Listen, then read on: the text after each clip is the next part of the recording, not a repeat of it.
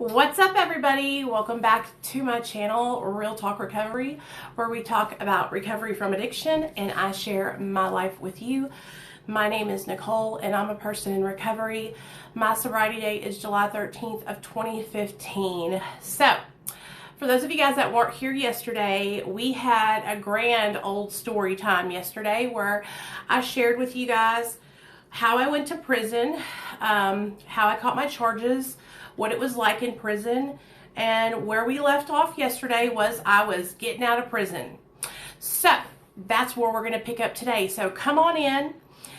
If you don't mind doing me a favor, share the video with somebody that you think would appreciate the video.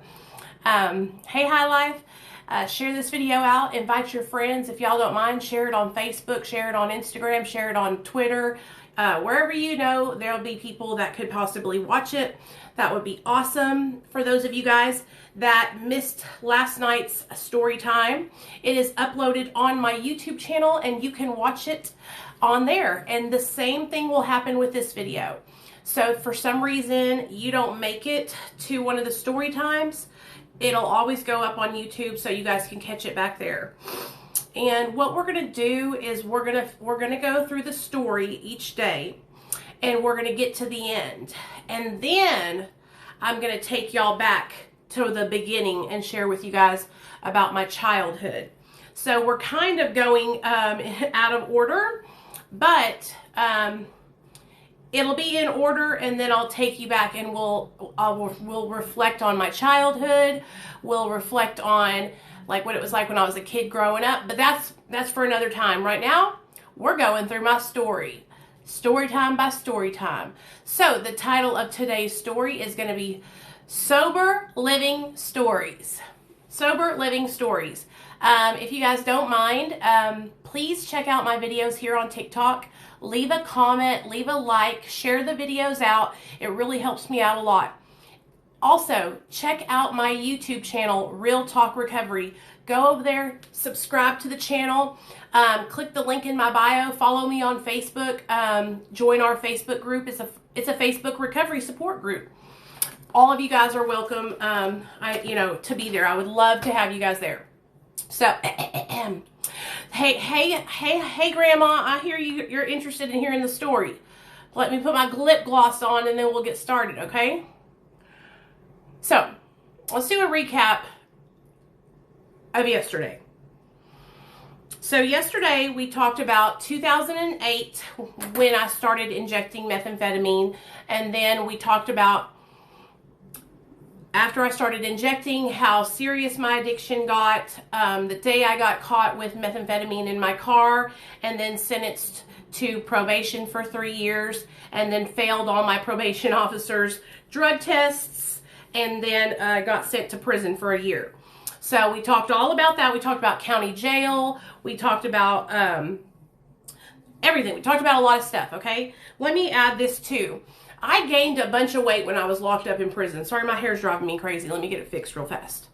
Okay, I gained a bunch of weight when I was in prison. I was like 130 pounds whenever I went in, and I came out 200 pounds. I'm 200 pounds right now, and so this is me like overweight. My normal, like healthy, good weight is about 160, 150. So just so you guys know, while I was in prison, I had gained a bunch of weight, and I came out and I was very uncomfortable with myself. I was just I didn't like it. I felt uncomfortable, and I wanted to lose weight, but I was newly sober and I was trying to take it one day at a time. So here we go, you guys. I'm getting out of prison and I'm on my way to the sober living. Let me tell you how it happened. So while I was in prison, I knew I needed to do something differently. I knew that I couldn't get out of prison and go back to Hot Springs, because if I went back to Hot Springs, I was going to get high again. And also, my probation officer, she basically told me I wasn't allowed to come back to Garland County. So I was banned from the county. That's how serious this shit was. I couldn't move back there. As long as I was on probation or parole, I could not live in the county, Garland County, where Hot Springs is at. And so, yeah, I knew I couldn't go back there. Nobody was going to have me, and the county didn't want me. So while I was in prison, I reached out to a bunch of different recovery support sober livings in Little Rock, Arkansas, which is about 35-40 minutes away from Hot Springs, not far at all, and it's the capital of Arkansas. And so there's a lot of like job opportunities. There's a lot of places, things to do. You know, it's just the city, right? I've never lived in the city. I grew up in the country. I grew up having bonfires. I grew up having keg parties. I grew up playing outside until it got dark, and then my mom would call us in. You know what I mean? So I wasn't used to the city. I was so sheltered in my life. Listen to this, you guys, that I dated a black guy, but I had 2 black girlfriends, but I basically didn't see black people except for the 2 or 3 that went to my high school. And this is real talk. Okay? That's how it was in Hot Springs back when I was growing up. It was all white folks. So I ended up finding a sober living house here in Little Rock that I could parole out to. And they actually had a program where they worked with the state and they accepted parolees.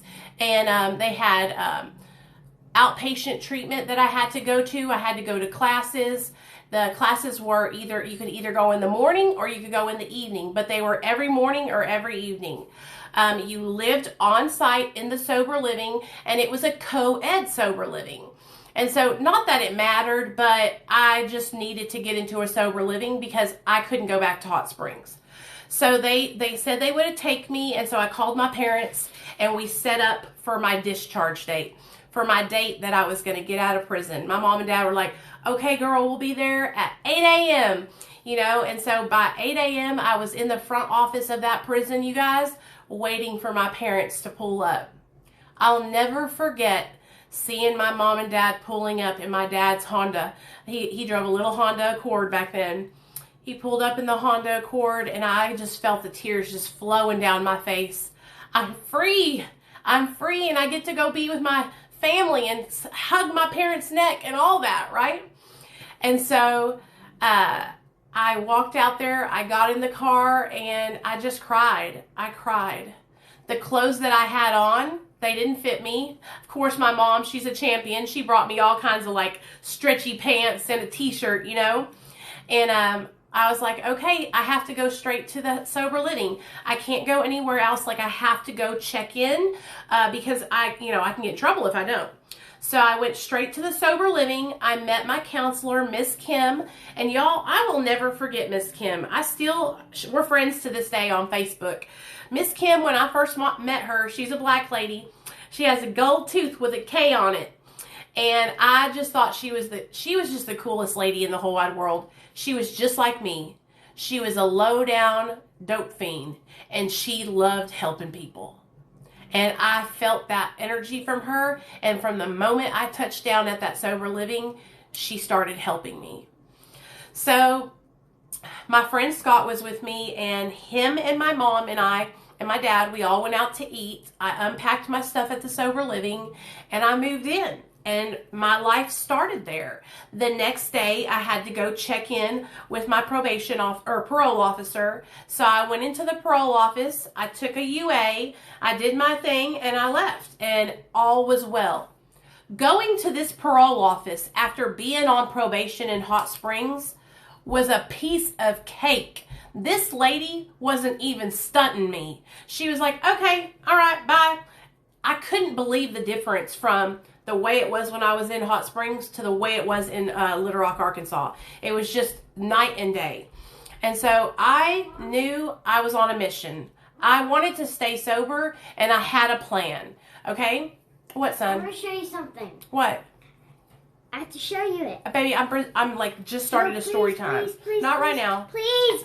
Nate, Please. afterward. Please.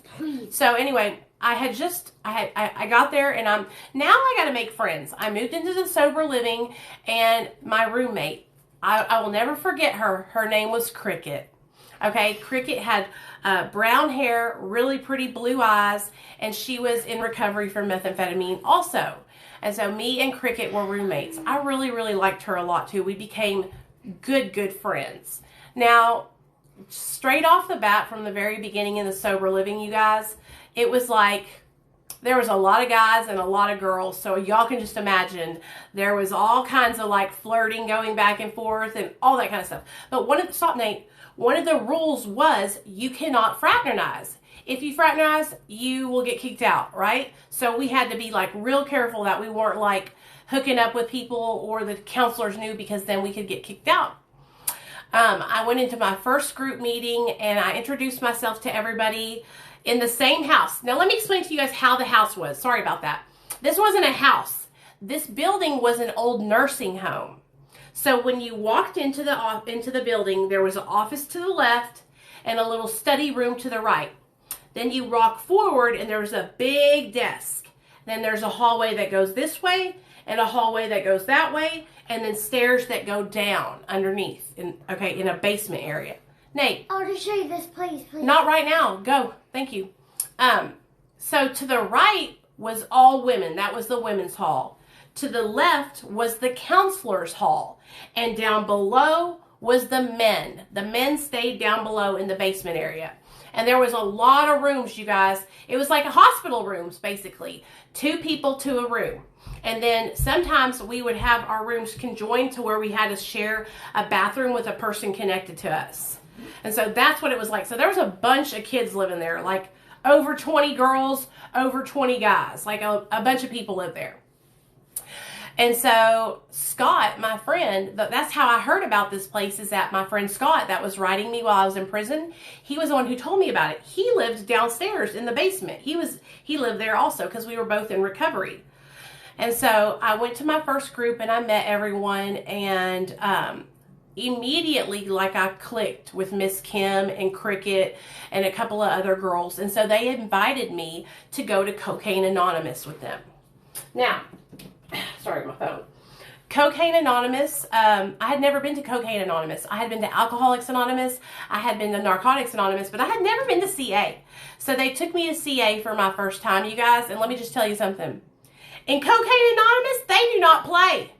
You guys think that I tell story times that are triggering here on this channel. Y'all got me fucked up. In Cocaine Anonymous, it be going down.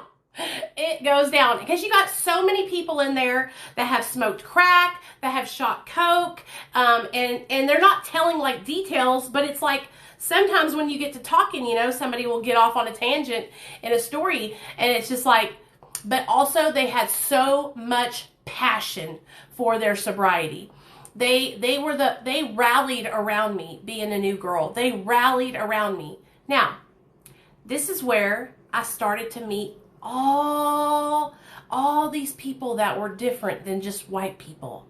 And like I said, in Hot Springs, it was a small town. Everybody was white, you guys. So now I'm meeting all these amazing chocolate men and women. I'm talking, some of them are fine as hell. Y'all know me. I was looking like at the boys and I was thinking, oh, I got all kinds of options nowadays. I'm fresh out of prison and I'm just like, this is where I belong.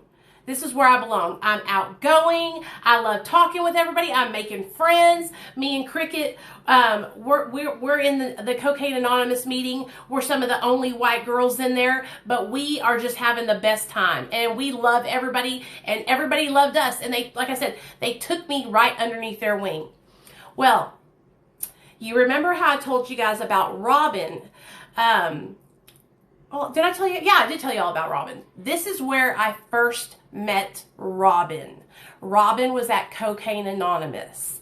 And Miss Kim introduced me to her, and she started to sponsor me.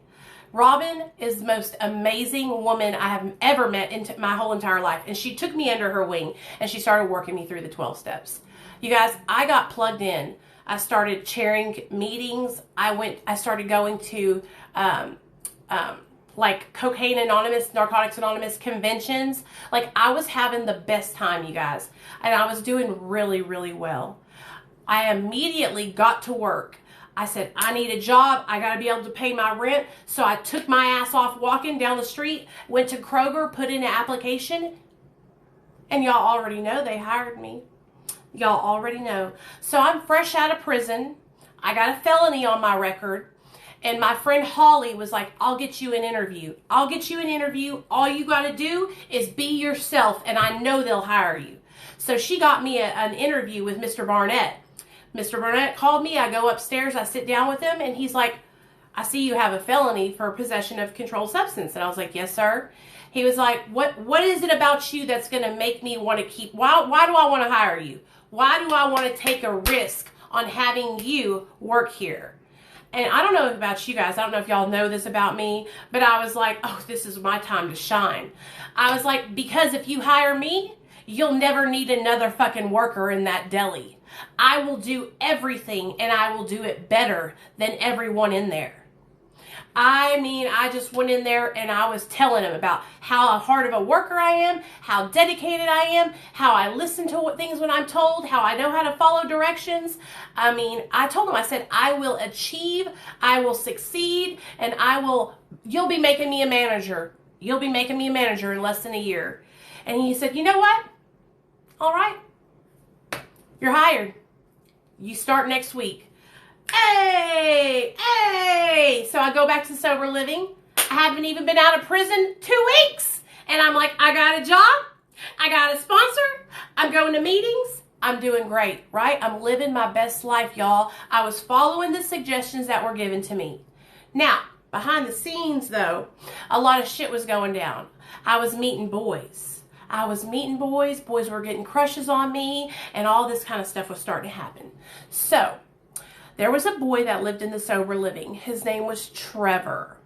Now, if you guys didn't see the video that I uploaded earlier, just a few minutes ago, about my friend Ashley that passed away, this is where I met Ashley. So, Ashley is a new girl. She moves into the sober living. She's super young, though, y'all.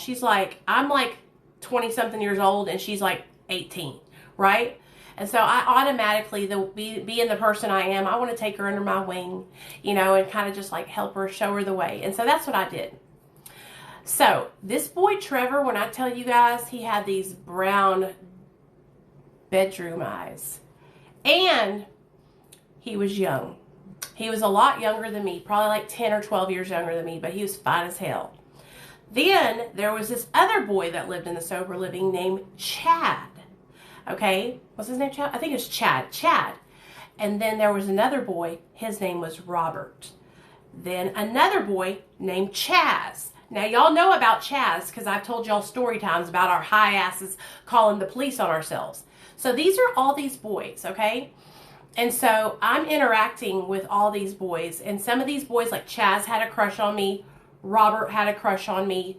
Trevor was just a little player trying to hook up with everybody. And Chad was dating my friend Cricket. Well, I got into that sober living, you guys, and I started working out. I started eating right. I dropped my weight, and I started looking back at my normal self, I hadn't been in the sober living like 2 months.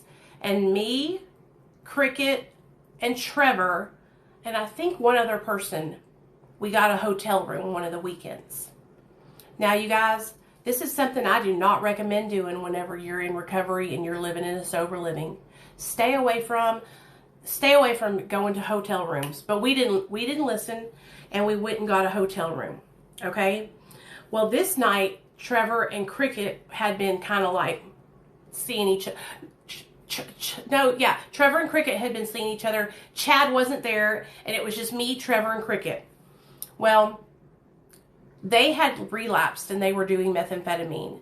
And guess what I did? I relapsed too.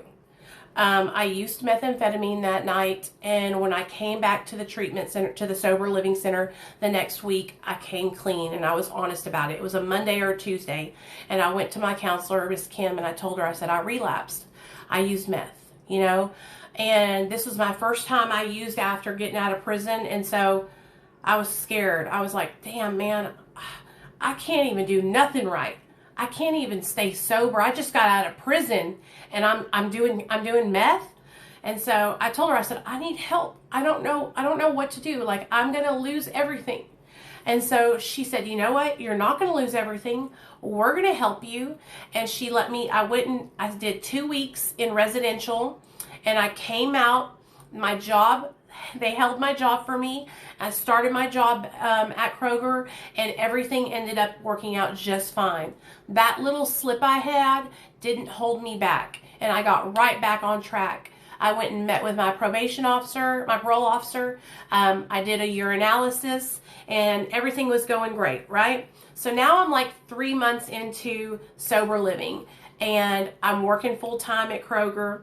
Now let me just tell y'all about Kroger. Now, I'm like the youngest girl in the Kroger, and it's Miss Marva, Miss Frida. Who else worked in there? There's a whole bunch of them, a whole bunch of Miss Fridas and Miss Marvas, little old ladies that would take me under their wing.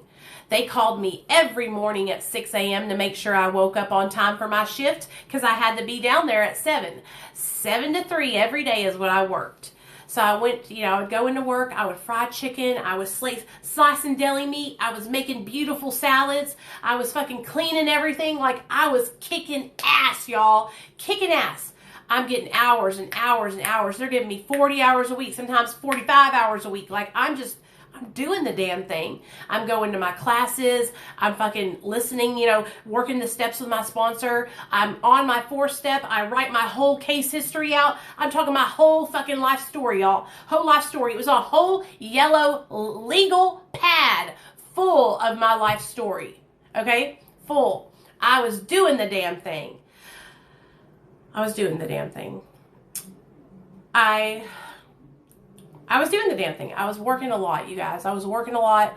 And one thing that I've always thought is that I needed to work and make money, that was the most important thing. So 3 months into my sobriety, my parents are like, you know what, Nicole? You're really doing good. We're going to bring you your car. Okay, so for those of you guys that don't know, my mom and dad had my car, which was a good thing because I probably would have fucked it up or something. While I was in prison, my parents had my car. They kept it safe. My dad drove it around to make sure that, the battery didn't fuck up in it. And they kept it for me. So when I got out of prison, they wanted to make sure that I was going to stay straight. So after about 3 months, they brought me my car to Little Rock. Now I got wheels, motherfuckers. Now listen to me, you guys. I was walking to my job every day. Walking back. Sometimes I could hitch a ride, but shit, I would walk if I had to. In my recovery, ever since I started trying to get sober, I always tried to put every bit of effort in that I could. I never tried to take it halfway or fucking beg people for money or donations or ask people for rides everywhere. 7 a.m. It was dark outside, sis, in Little Rock, Arkansas. Because, see, the bus didn't run because it was so early. So my butt would be down there walking. Luckily, the Kroger was not even half a mile down the street. So what I would do is I would go out the back end of the sober living, walk down the hill, get out there on Markham Avenue. Y'all heard me talk about Markham Avenue before because I was hallucinating walking down that avenue one time. And I go down the road, past Target, up the hill, down the hill, and then there's Kroger on the left. And so it maybe 2 miles. It wasn't a long way. It wasn't a long way at all. And so, and like I said, sometimes some of the boys that work construction that woke up early too, sometimes they would give me a ride. But for the most part, I had my ass covered. I was finding my own way. I got my car back, and that was like a big thing, it was like, hell yeah, now I'm independent. Now I can do things.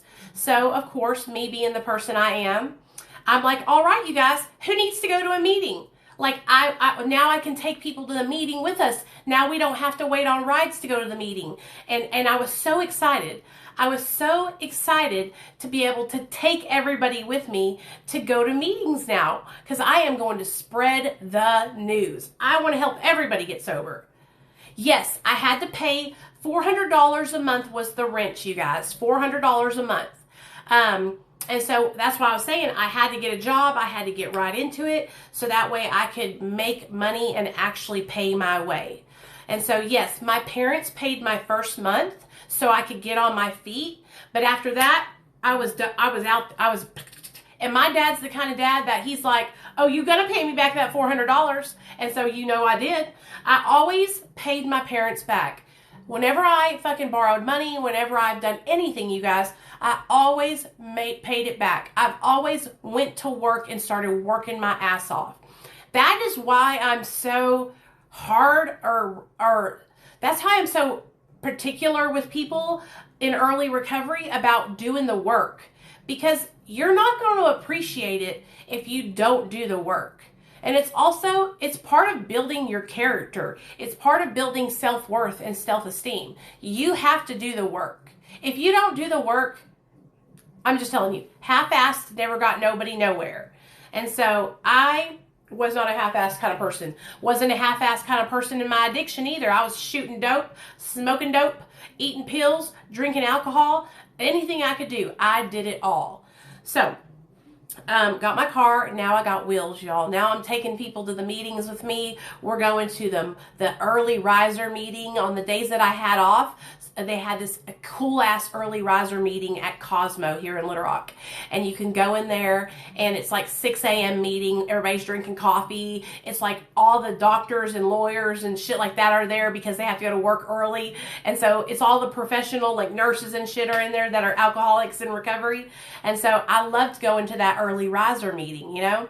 And so I would go to that meeting, then I would go home, I would get ready, and I had put myself on this like regimen. Listen to this shit. I was like, I got to change my life. I need to lose this weight. Like I said, I was losing weight. And so I put myself on this strict walking schedule. Now that I had my car, I would drive to work, get there by 7, get off by 3 o'clock, get home, change out of my clothes into my leggings and my t-shirt and a pair of tennis shoes, and then I would drive down to the big damn bridge. Now, for those of you guys that know what I'm talking about, here in Arkansas in Little Rock, there's this huge bridge that goes over the Arkansas River, and they call it the Big Damn Bridge. Well, it's got walking trails and like park stuff all over. It's so cool over there. And it lights up with these like rainbow lights at night. And so it's just fun. It's like a place you can go work out, get exercise, and do the damn thing. And so I would get ready and I would drive down to the Big Damn Bridge by myself, because a lot of times nobody would commit to it. Nobody would commit to things like I was going to commit to them. So I was like, I'm on my own. And so every single day, you guys, I would go down there and I would walk 3-4 miles. And I'm not talking about running. I'm talking about walking. Okay, but you got to also remember, I got out of prison in the summertime, so it was hot as hell outside. So I'm walking out there and weight's just falling off of me, you guys. I went from 210 pounds down to 150 pounds in less than 6 months, and I felt so good. I never felt better. I felt so good, and I felt so beautiful, and I was sober, and I was helping others. I was working the steps. I was doing the damn thing. I was active in my recovery. So being so active and all that, you would think, oh wow, Nicole, you probably did great. You probably didn't relapse or anything, right? Let me tell you guys something. Okay, this is my biggest fault. When I get in, and I start going and going and going and going. I go too hard sometimes, and sometimes I end up doing things without thinking about them. Okay, so I was super focused, right? I was doing all these amazing things. My friend Ashley and I, so let me tell you, me, my friend Ashley, and my friend Jennifer, we all graduated to the next level. So we hit our 6 months at the sober living. And at that 6-month mark, they're like, hey, you can actually move into your own apartment. And to a drug addict like me, who hadn't had her own house in a long time, having my own apartment, I was all ready for it, right? I was like, okay, yeah, I'm ready.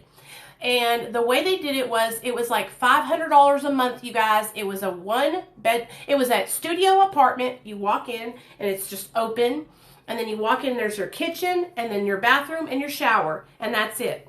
But it's yours and it's private and you get to be your own person. You can have people over to stay the night. You can do you can do anything you want to, except for get high, right?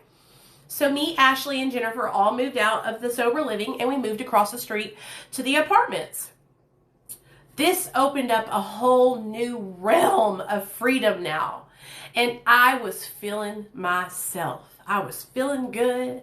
I was looking good. I was happy. I was genuinely happy. So I was over, this is where, I'm not going to tell y'all. So I'm working my job at Kroger. I'm working. I'm helping others, right? I'm helping others and I'm doing the damn thing. So one day I'm over at the sober living because we had to do classes, right? We had to do our sober IOP classes, our intensive outpatient. And so I'm over there and we had smoke breaks. Like, you know how the counselors are. They're like, these kids can't fucking go an hour or 2 hours without a smoke break. So we would do our first hour, break for smokes, and do our second hour. And so I was out there on my smoke break. Well, I was standing out there and I looked over and lo and behold, there was this cute bald boy with a white polo t-shirt on, dark blue jeans, and Timberland boots. And his arm was sleeved out. And he was sexy. He was sexy. And so I was looking at him. He was looking at me. I was looking at him. He was looking at me. And so I gave him my phone number. I said, there you go. Right? Here's my number. Give me a call. Right? And so he ended up calling me. It was Joe Jackson. I'll never forget the day I met Joe, you guys, because I really was attracted to him. And so he called me and he was like, "What? Let's kick it, girl. Let's hang out." And I was like, "Okay, yeah. What do you want to do?" And he was like, "Well, there's a catch." I was like, "What do you mean there's a catch?" I'm on federal probation and I am on home, lock. You know how they have the ankle monitor? He had to be at the sober living, the Fed sober living every day. He could only go to work and back, and that was it. And so seeing me would be like a step out of his normal duty that he's supposed to do. So if he got caught, he would get in a lot of trouble. And so I'm like, damn, man, that sucks. And he's like, well, I'll be back every Tuesday and Thursday for classes. We can visit when I come out there and shit. You know, I only have to be on house arrest for so many more months. And I'm like, okay, it'll be cool. We can get to know each other, right? That's what I was thinking. We get to know each other. It'll be all right.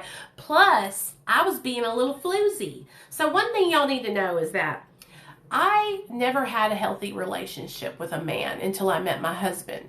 And so I always equated sex with love. And so although I was sober and I was doing what I was supposed to be doing, I would meet boys. I hooked up with Trevor. I hooked up with Chad. And these were boys that I had no business hooking up with.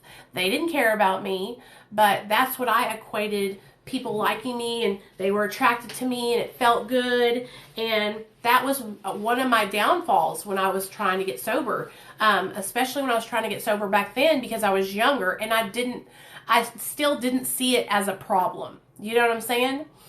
That was one of the ways that I almost got kicked out of the sober living. Let me go ahead and backtrack and share this story with you guys.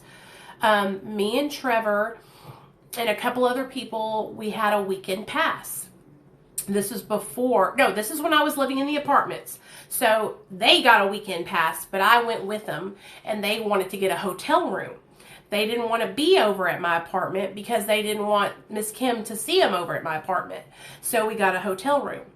When I got to the hotel room that night, I had no intention of getting high at all. I did not want to get high. I didn't want to relapse. What I had the intention of doing was having sex, getting my, you know what. Okay, so that was my intention. So I get over there and Trevor answers the door and he grabs me by the belt buckles of my jean shorts and pulls me into him. And we fall over on the bed and we start kissing. And I'm like, damn, you know what I'm saying? This is already getting started. Oh, hell yeah. I'm ready, baby. I'm ready. And so we're kissing, we're making out. And it was so quickly that this happened. All of a sudden, my mouth, I tasted the most bitter taste in my mouth. And then my whole tongue and the front of my lips started to go numb. And the moment I felt like that, I backed up. And I was like, Trevor, what the fuck, man? What the fuck? And he's like, it's okay. I just did a little bit of cocaine. It's not a big deal, right? It's okay, girl. And I'm like, dude, I just kissed you and I could taste it. It's in my mouth. Like, my whole mouth is numb. You'll be fine. And I'm like, I was crying. That's how upset I was. I was like, I don't want to get high. I don't want to relapse. And he was like, you don't have to get high. It's okay, girl. We love you. Trying to calm me down and all that. And I was like, okay. It's okay. Like, all right. And so we were making out, and I'm just going to tell you guys, he went down on me, and he was, having a little kitty cat snack, and I was loving it, and it felt great. I should have left the moment that I tasted cocaine in his mouth, but I didn't, and I stayed, and I got my rocks off. Well, I went back to my apartment, and it was the weekend, and Monday morning, Miss Kim called us all into her office.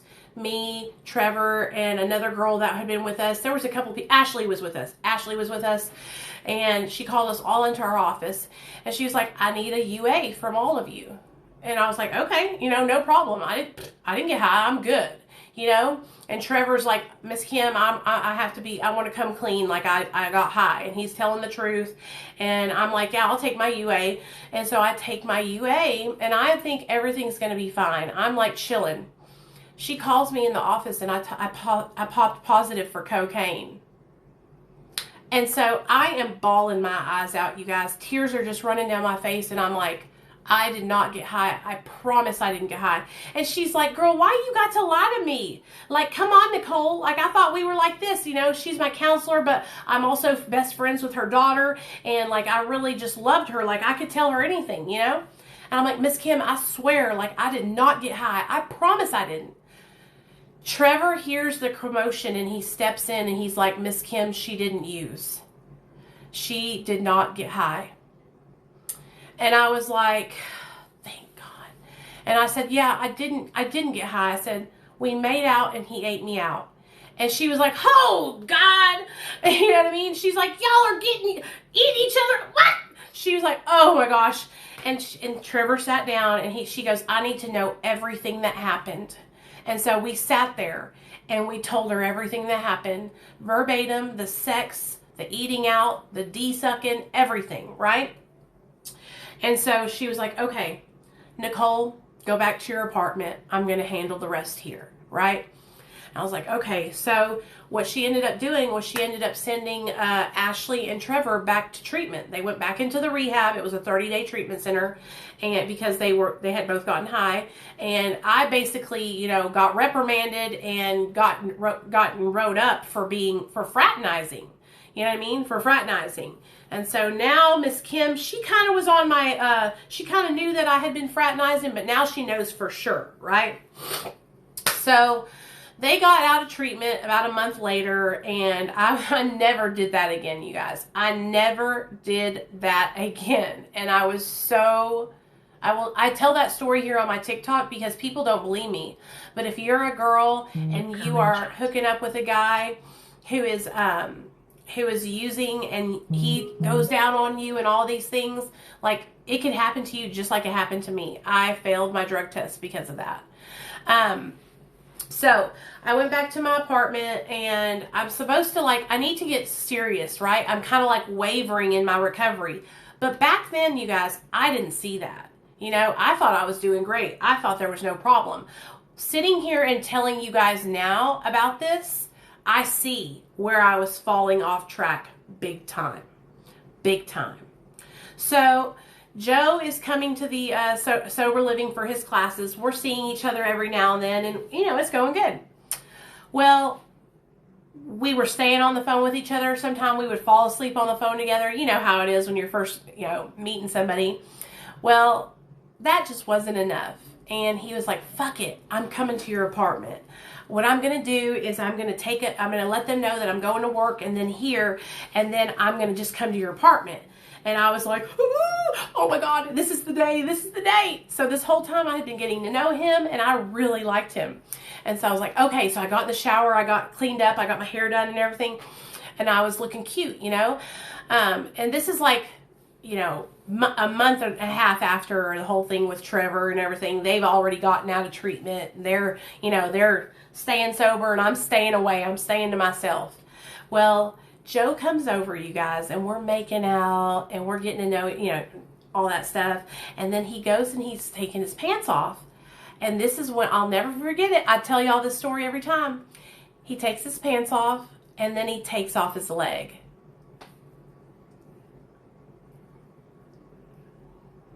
Why didn't you tell me you didn't have a leg? Like, shouldn't you tell somebody that? You know, before you, I don't know. I just thought it would be something, I don't know. I would have never guessed. If we hadn't gotten intimate that night, I would have never guessed that he had no leg. And so he was like, yeah, I had a motorcycle accident when I was younger. And, you know, this is why I had to have my leg amputated. And I was like, damn, man, I am so, so sorry that that happened. You know, like his whole leg got cut off. And so, you know, the more I got to know him, the more I just liked him so much. You know what I mean? So we ended up becoming a thing. Like I started dating him. Yes, his name was Joe. We started dating each other, like exclusively dating each other. And he ended up getting caught at my house and he had to go back to jail. So one of the things that they had to do was they had to slap him with 90 days. Automatic 90 days because he broke the rules of his probation. And so while he was in his 90 days of jail, I was going up there and visiting him, putting money on his books and all that stuff. Like it was serious, you guys, serious. So it was probably like 9 months into my sobriety. I had been sober for 9 months. I had been out of prison for like 10 months. I walked out my parole and I was off paper. And I am working, y'all. I am just working my little butt off, going to meetings, and kind of like I'm starting to pull away from my recovery friends.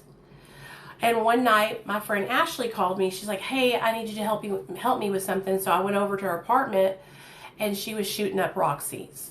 And she was like, can you help me? And I was like, right then, you guys, I should have walked out, and I helped her. And I ended up relapsing on Roxy's that night. Now, I didn't get kicked out right away. I was really trying to stay underneath the radar because I didn't want to get kicked out of the sober living. I liked my apartment, you know. So I was hiding out. I had just hired Miss Kim's daughter at the deli that I worked at. So she worked with me. And so now that I've relapsed on Roxy's, you guys, like I'm doing everything. I am Terminator 2 girl. Are you from Arkansas? So what was I saying? Okay. Now that I relapsed on Roxy's, you guys, like I'm full blown. Like now I'm buying Xanaxes. Now I have met myself a dealer. His name was Z. And then my friend Gerald was selling me pills. The pills are right across the street at the high-rise apartment. Like I can get them anytime, day or night. I have a job. I'm working a good job. I'm making good money. And so I am all in. I am all in. And so I'm popping Xanax bars, right? Yes, I shot them.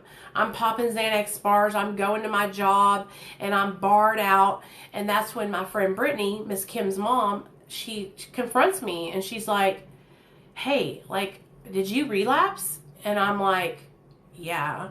And she's like, I figured my mom wants you to come to the office. She needs to see you. And I was like, man, I am going to get kicked out. Like I'm going to get kicked out. And she's like, it's okay. Just go and be honest, you know? And I was like, yeah, you're right. And so I went and I was honest. And Miss Kim was like, you know, Nicole, do you want to go to treatment? And I was like, no. And she was like, okay, well then I'm going to have to discharge you. You're going to have to get out. And I was like, okay. And I called Brittany and I told her, I got kicked out. And she was like, it's okay. Don't worry about it. You can live with me. And so I was like, okay, girl. And so I moved in with Brittany and was renting a room from her. I was paying her $400 a month to live at her house. She lived in North Little Rock. And so I had to drive a little bit of a ways to get, she lived in the East End. I had to drive a little ways to get to my job, but it wasn't nothing but a thing. And I wanted to do this because I wanted to use. Okay, I had all the help. They were offering me help. They were offering to put me in treatment, but I had gone all the way out and I wasn't coming back. And that's exactly what happened. I went out and I did not come back. This was in 2011. And so I was injecting methamphetamine, I was injecting cocaine, and I was eating those Xanax bars and injecting Roxys. My addiction to opiates got so bad that every morning when I woke up, I had to shoot a pill because I would get so sick. So sick. I ended up moving out of Brittany's house. I moved out of Brittany's house because, first of all, I was paying so much money to live in that little room, and I wasn't staying there. Every night I would leave and go to Joe's house and stay the night at his house. Now, just so y'all know, Joe had ended up moving out of moving out and getting off of parole, and so he got himself his own apartment. And so he had his own apartment. I had moved in with Brittany, and so it was like things had just worked so perfectly to where, I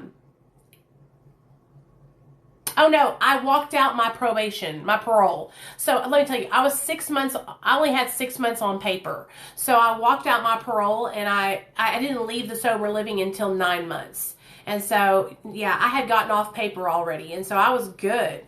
And that was the thing, you guys. Everything was good. I didn't have anything hanging over my head. I didn't have any charges. I was free to go, right? Free to go wherever I wanted to. And so I moved out of Brittany's house, and this is when I moved in with Tara. All of you guys have heard me talk about Tara. Tara is my friend that called Child Protective Services on me. Now, let me think. Oh, yeah. How did I meet Tara? So the way I met Tara was I met her. It was really fast, Tracy. I met her through my friend Jennifer. Jennifer lived in the sober living. So I met Jennifer, and Jennifer introduced me to Tara. Tara was like, girl, you can move in over here, and it'll only be $300 a month, but you won't have your own room. And to me, that was good because you know what? Tara used drugs too. See, Brittany didn't get high. She just smoked weed every now and then, but she wasn't an addict because her mom was an addict and she learned the hard way. She didn't want to do that. And so I moved out of her nice apartment, having my own room, right?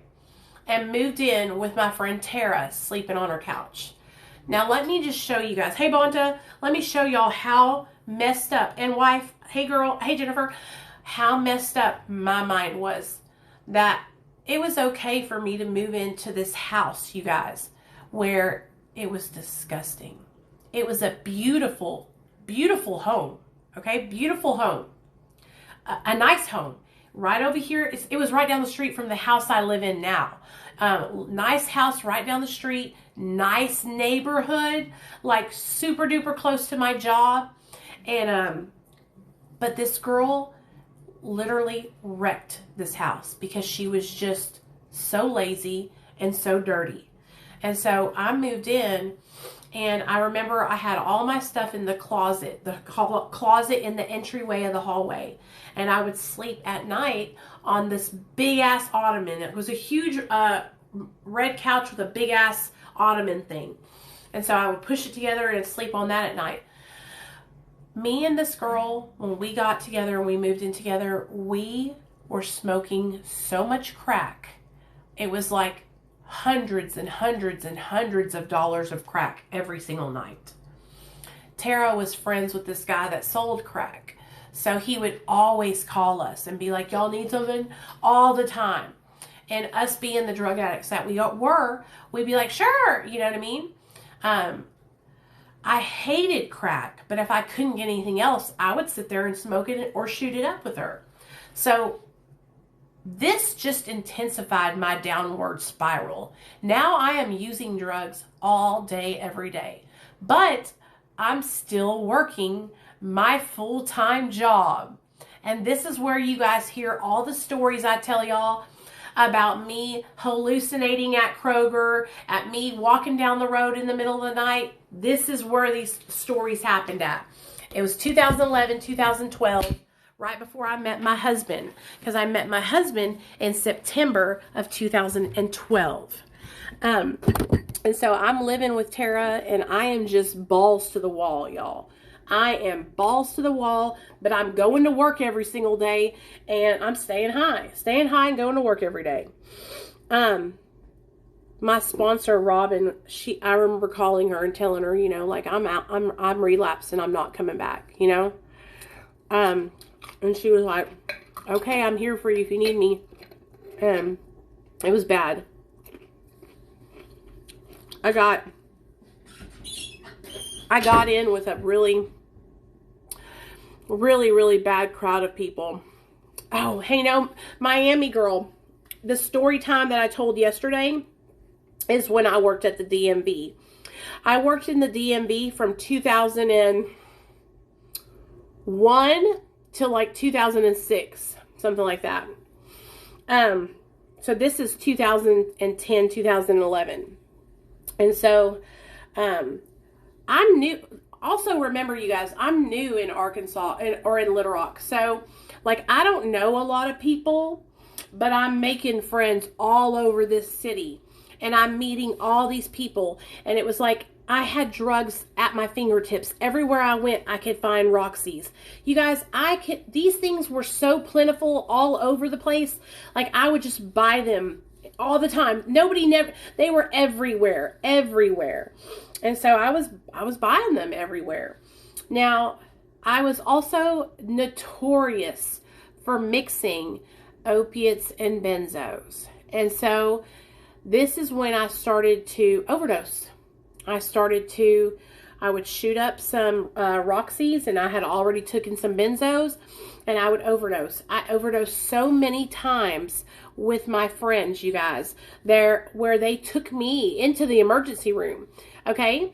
This was back in the day, y'all. This is back in the day when people just didn't carry around Narcan, right? People weren't just like sitting there waiting.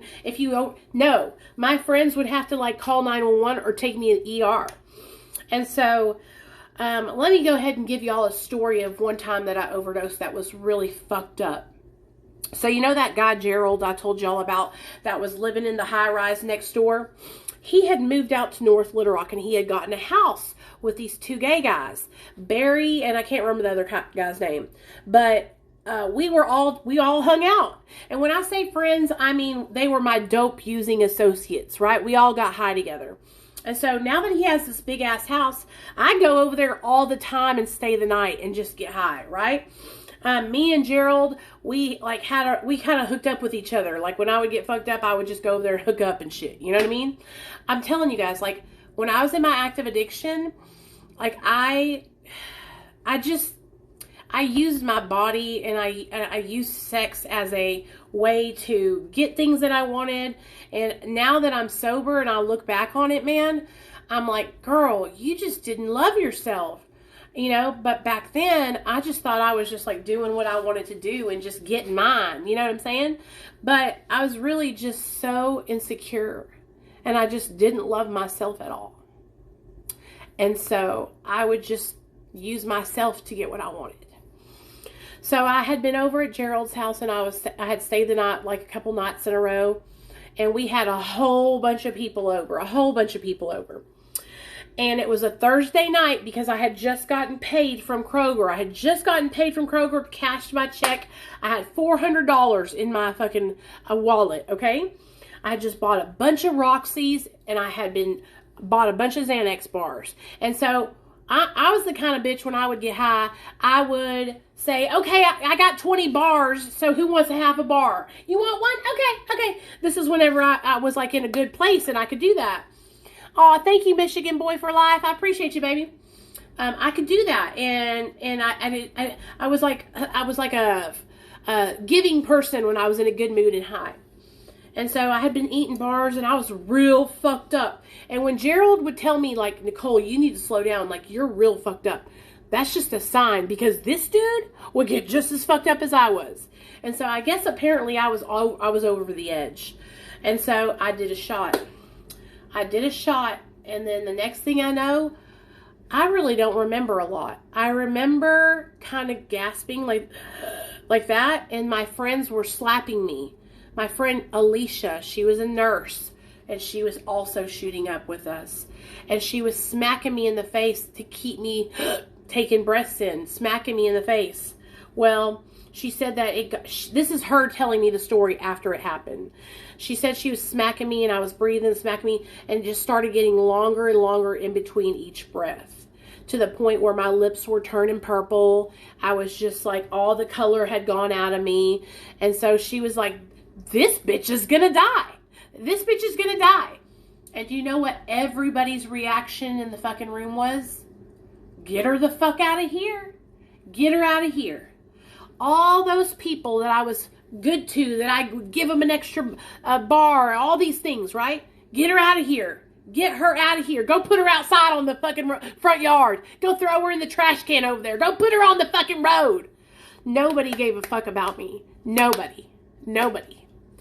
Alisha and this guy, I think his name was Ryan, picked me up, and they carried me out to her Camry and threw me in the back of the Camry and 911 me all the way to the ER.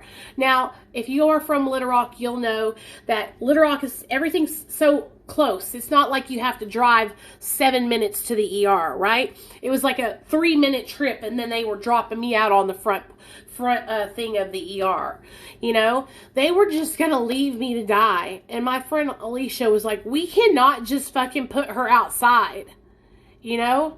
And so I went to the hospital, and I guess they gave me the Narcan, but this is back when they would give you some kind of black charcoal stuff too. And so they would make me drink something, right? And so after they gave me the shot, the thingy in my nose, I think, they had me drink this charcoal stuff. And that happened to me 2 times where I had to drink that charcoal stuff. Do you guys know what I'm talking about? And so I was so grateful to Alisha, you guys. Like, she waited for me. When I woke up in the hospital, she was there, and she's like, you're okay. Everything's going to be okay. Well, D, I'm so glad you brought that up, girl. So the next day when I went back to Gerald's house, every bit of my money was gone. I had spent $200, so I had a good $200 left in my wallet. And they robbed me. And this is something this piece of shit Gerald would do all the time. Him and those gay boys would rob me all the time. Because I would get so fucked up, and then I would nod out, and they would fucking jack my shit all the time. And I was a glutton for punishment, because I would go back. You know why? Because I had no true friends. All I had was people that I got high with. All I had was acquaintances, you know, pickle. And so they jacked me. So anyway, let me think. Let me see. I'm trying to read y'all's comments too. Okay, so they jacked me. Did I fucking never go back there again? Hell no, I was there the next fucking day. I was there the next day, back at it again, getting high. Now, what's starting to happen is that I'm using so much drugs that I'm having to get fronts. I'm having to get fronts on my dope, on the pills, because I'm spending my money, right? And so Z starts fronting me. He fronts me a week ahead of time every week. And every Thursday when I get paid, I come with that money. And so I was good for it. Like I said, I worked my ass off. All the time. Oh, shift happens. Of course I asked where my money was. I was freaking out. I was cussing people out. I was throwing shit in the house, you know. But when you're in those chaotic, just nasty, drama-filled dope houses, you know, I knew where my money went. They took it. Somebody took it, and nobody was going to say they did. You know, so there was nothing I could do. And so now Z is like fronting me. Like a week ahead of time, I'm getting fronts all the time. And it's like I'm working and I'm making good money, but I'm also like, I'm starting to tread on thin ice. Well, my boss, Miss Brewer, I love her, man. We still talk to this day, y'all. She calls me and checks on me still to this day. We're friends. Miss Brewer calls me and she's like, hey, I got a job opportunity. I got an opportunity for you. And I'm like, what? She's like, first of all, oh yeah, I forgot to tell y'all. They promoted me to assistant deli manager. I forgot to tell y'all that. It was like 7 months into my job there at Kroger and they promoted me. So anyway, she's like, I have an opportunity for you. I want to know if you want to do it with us. So I was like, okay. We want you. You have been picked. There was only 4 people that got picked out of the whole district for the deli. Me and 3 other people got picked to go to Memphis, Tennessee and take so they had these stores called Schnucks's and they went out of business. So we had to go inside the Schnucks's, clean them out, and then turn them into a Kroger.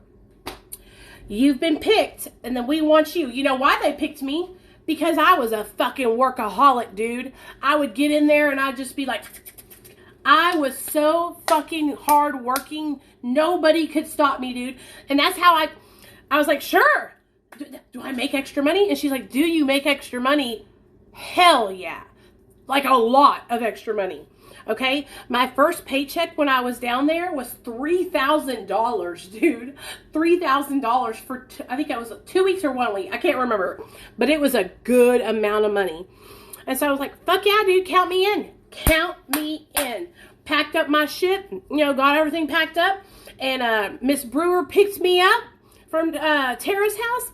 I told her, I said, I'm scared to drive on the highway, so I'm taking some Xanax. I took me a couple of Xanax bars on the way there, buckled myself in, and just enjoyed the ride.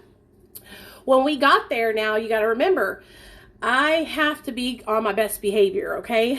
I have an opiate addiction and a Xanax addiction, but I also need to be on my best behavior. So I had just enough Roxy's to be able to take one every day, so I would be able to function, right? But I had gotten a bunch of bars, and so I am taking these bars, and I am fucking out of my mind. Well, while we were there in Memphis, that's when I met Chris. Chris, his dad, was a manager at one of the other Krogers. And so me and Chris, we met, we seen each other in the bar, and we were like, and that's when I told him, I said, you got any pills? And he's like, dude, I got pills, fuck yeah. And so now I'm up in Memphis, Tennessee. I'm taking pills and I'm going into work every single morning, right? And I am doing the damn thing. Well, about 3 days into my first week, I guess I had a little bit too much fun the night before, and I didn't wake up with my alarm. And so Miss Brewer's calling me, Chris is calling me. Finally, they come down to my room and they're like, girl, get the fuck up. You know, and I was like, fuck, because the district managers were there, the people that run the Kroger were there, and I was trying to make a good impression. You know? And so I woke up and I was like, I'm so sorry. But long story short, you guys, I worked my ass off.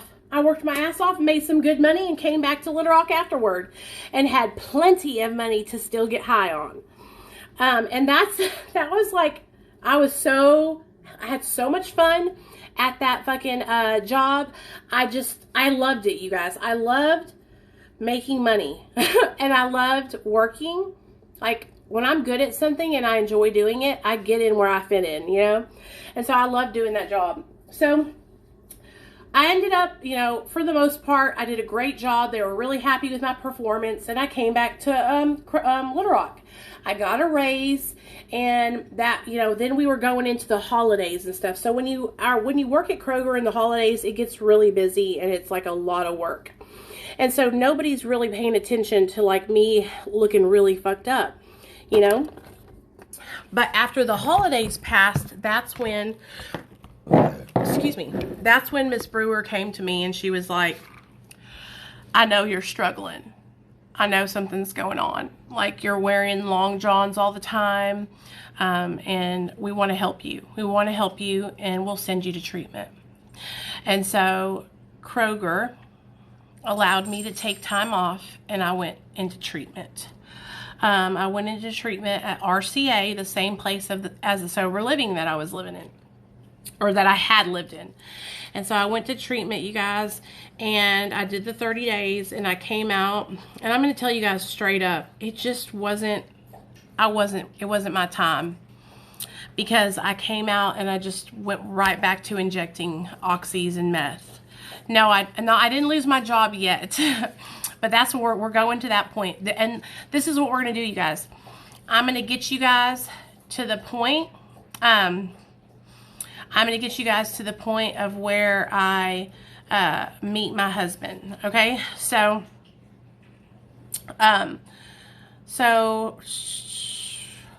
okay. Oh, yeah, Miss Brewer. Okay, so Miss Brewer is like such a sweet lady. Just so you guys know, Miss Brewer's son was also an addict. And so she knew me like the back of her hand. And her son struggled with the same addictions I did. And so when she confronted me about it, I was like, you know what? I need to go ahead and take this help, you know, and I'm going to go to treatment, and I don't want to lose my job. Basically, the reason I went to treatment is because I didn't want to lose my job, okay? And so I went to treatment, and I came out, and I went right back to my job, but I didn't stay sober, okay? I went right back to using. I think what I did was I started out on meth and some Xanaxes, and then I started shooting Roxy's a couple days later, but I didn't just come right out the gate and shoot Roxy's. And so, I relapsed. I got high, and I was just like, you know what? I'm never going to get sober. You know, I'm done. I'm just going to live my life, and I'm going to be a drug addict. You know, I'm going to die with a needle in my arm. And I had started to become okay with that. I had started to get to a point where I thought that I would be better off not being alive. And, I felt like I didn't really have anybody, you know. I didn't really have any friends. Joe, the guy that I, was dating and that I really liked a lot, he had basically abandoned me. He had gotten tired of my antics and my drug addiction. And he basically didn't come when I needed him. When I needed help and I would call him, he would leave me on red, or he would say that I was tripping. And yes, I was tripping. I was hallucinating. I would call him a lot and I would be hallucinating, you know. But he just basically separated himself from me, you know. And so I was super depressed. And I remember I turned 30. And when I turned 30, I remember that birthday, I was with Tara. And I remember just crying, like, I'm 30 years old and I have nothing. You know what I mean? I have nothing. I have no children. I have no home. I have nothing. I'm a waste of space. And my 30th birthday was the most depressing day I've ever experienced, and I'll never forget it.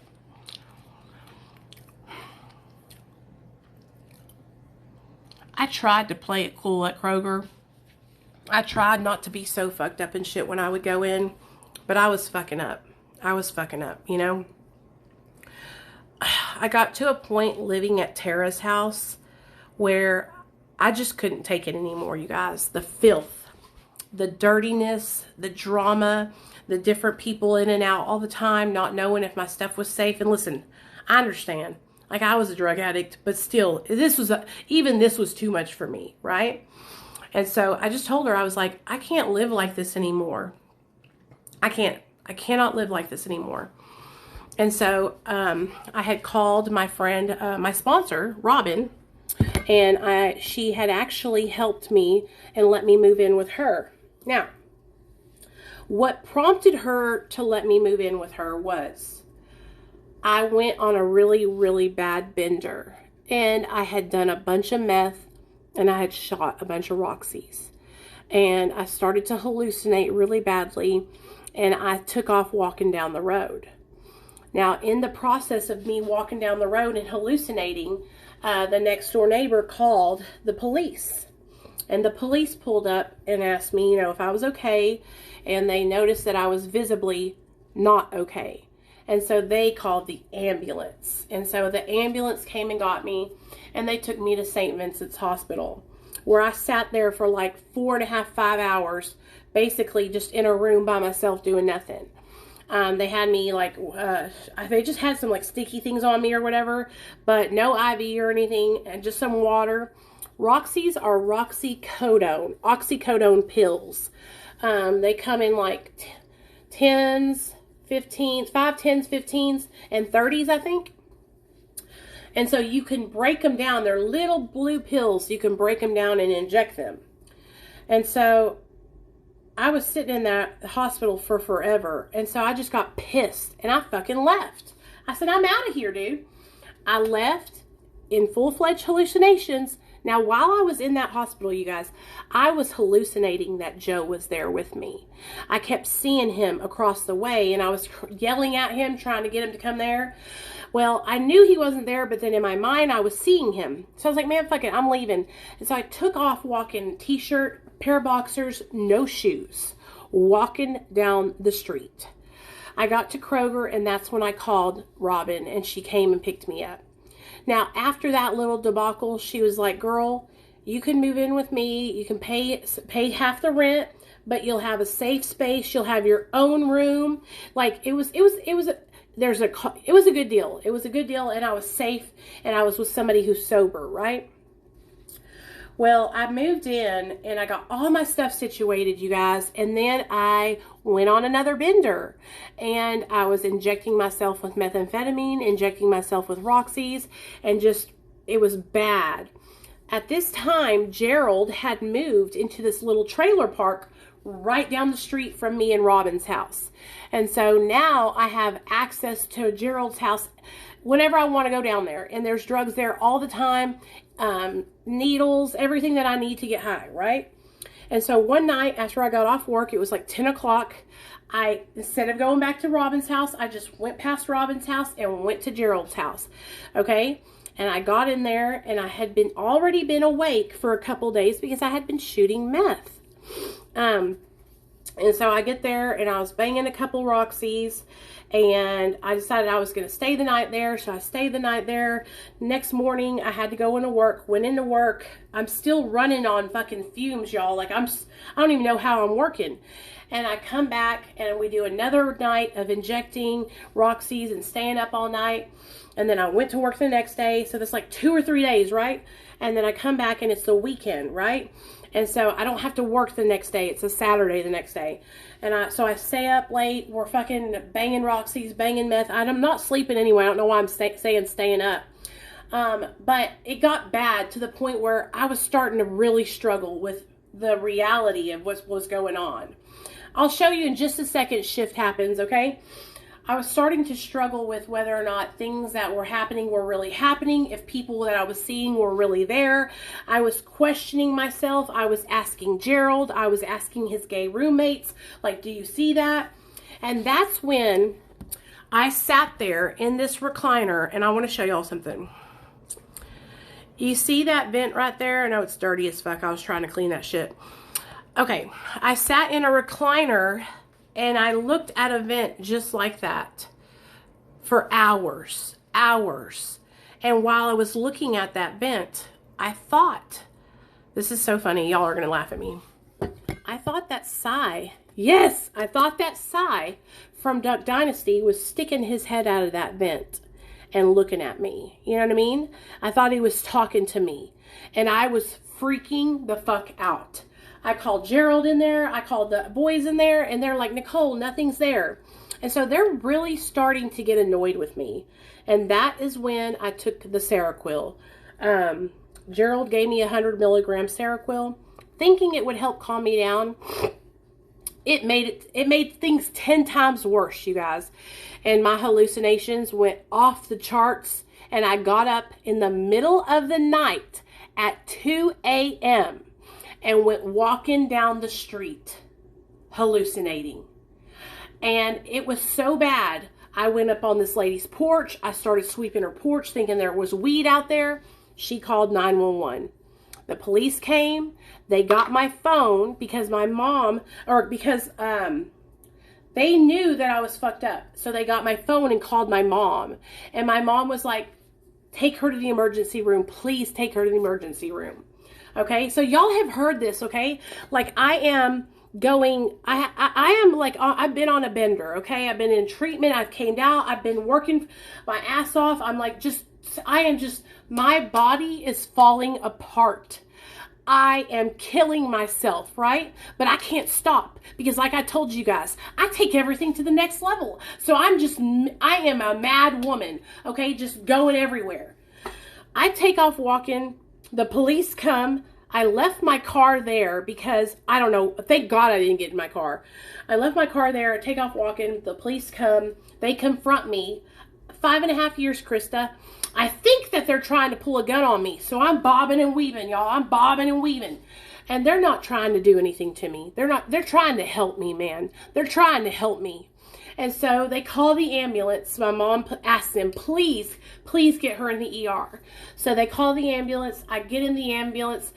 You guys, in the ambulance, I will never forget it. I was looking at the guy, and I swear to God, in his eyes, he was trying to hurt me.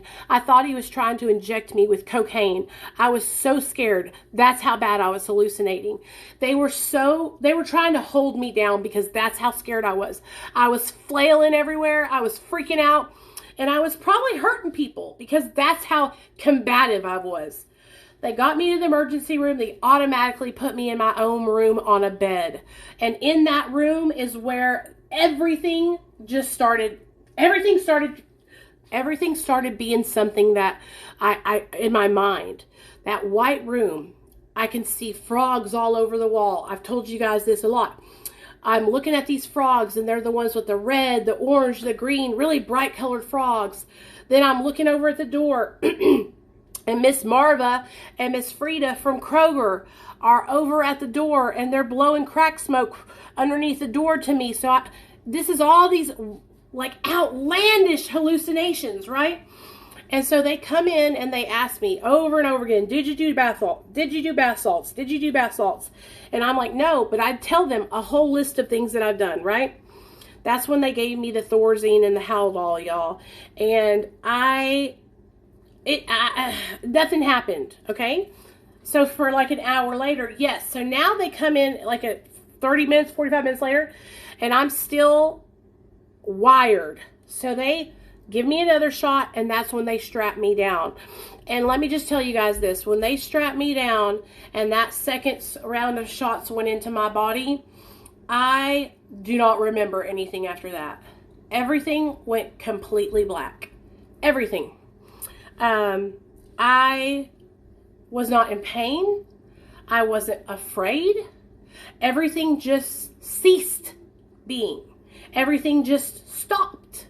Like it was paused. You know what I'm saying? And so I didn't know what was happening. Anything could have been happening. I could have been going into cardiac arrest. You want to know what was happening? My internal organs started to shut down. My internal organs started to shut down, and I went into a coma. And I was in a coma there for 7 days. Now, the only reason why I know it was 7 days is because my mom and dad came. My mom and dad came up there, and my mom said when my dad walked in the room and saw me laying there that he fell to the ground. My mom said that they didn't bother brushing my hair, that my hair was all matted up in my head, so she was brushing my hair. She said they didn't bother giving me like a little, like wiping me down or anything. So she said all over my arms there was just bruises and track marks and lumps and misses. She said I was unrecognizable. She said, I couldn't tell that you were my baby. Just talking about it, I just feel so horrible that I put my mom through that, put my dad through that. My mom, I've been able to ask her and talk to her about it, and she said,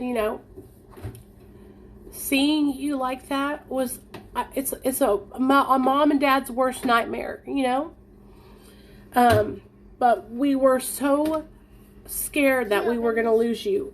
They didn't know whether I was going to live or die. My internal organs were shutting down.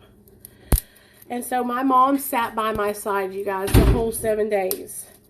And when I woke up on that 7th day, my mom and my sponsor, Robin, were there. And I remember waking up and seeing Robin and seeing my mom. And I remember my mom's first words. She said, do you know how long you've been here? And I was like, no. And she was like, you've been here for 7 days. You've been in a coma, Nichole. And when she told me that, I couldn't believe it. I thought she was lying to me. I was like, what? This is how out of fucking my mind I was. This is how far from reality I was. That I didn't even realize. But when I tell you guys, I was so bad off, you guys. What do you want, Nate? These chips? Okay, I'll put them in a bowl for you. I was so bad off. Like, I was running everywhere I went. I was getting high, running, driving my car everywhere, and staying up all hours of the night. There you go, babe. I don't know what that bowl could Yeah, I just had my pretzels in it earlier. I was running my body into the ground. So when I woke up, my mom and dad helped me go find my car. And yeah, I was bad off. I went and got my car, and yeah, that coma was scary, you guys. So yeah, we'll pause it there because next is the day I met my husband. So if you guys have any questions, come on with it. And please forgive me if I kind of jumped around a little bit. It's hard because, like, sometimes some of my memories are messed up. You know what I mean? Some of my memories are off. How did I get clean? In 2015, my son got taken from me, and I went into treatment, got into treatment, and got on medication-assisted treatment. I need to have a little schnickety snack with y'all. Oh, I love you too, Shift Happens. I love you too. It was hard, you guys. It was hard. And you know what else is hard? It's hard reliving the pain that I put my family through. Because I'm a different person today. I'm not the same girl I was. Absolutely, Amber. I do.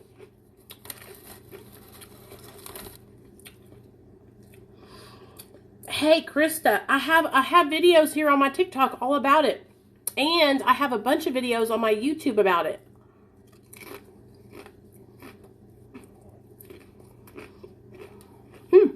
How old is my son?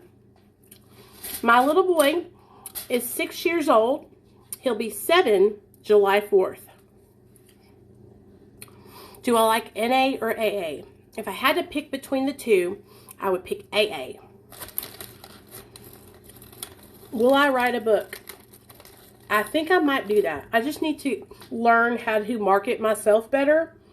It's like I'm trying to learn more of the behind the scenes stuff. Hey, Jennifer. Love you, girl. And I love you and your husband. To the moon and back. And Jennifer, ask me any questions you have, girl. I love sharing with everybody. Marley, congratulations on 30 days, baby. Hey, Michigan boy, I'm here for you anytime you need support, okay? I have a hard time surrendering and admitting powerlessness. Okay, Amber, I'm going to help you with that. All right, listen up, sister. It says, we admitted we were powerless over drugs and alcohol, that our lives had become unmanageable. I'm sure you're thinking, powerlessness? Psst, I'm not weak. I have power. Let me explain something to you. You're not powerless right now when you're sober. Right now, in the state I'm in, I have the power to make good decisions. I can say no. Right now, I'm sober. I'm in my right mind. The powerlessness that step 1 is referring to is powerlessness when you have drugs and alcohol inside of your body. As long as you don't put substances in your body, you have the power to make good choices. So, when you think about admitting powerlessness, it is admitting that we are powerless when we are under the influence of drugs or alcohol. And so, it's not admitting weakness, or it's not admitting that we're like, that we're losers or whatever. It's admitting and knowing that we cannot use drugs and alcohol successfully anymore, and that when we do, we cannot make good decisions. How do you get through what I'm going through? Caitlin, it's hard when you have a close friend or a family member that's using drugs. What you need to do is get involved in Al-Anon and get some support from other men and women who have the same situation going on and talk about it.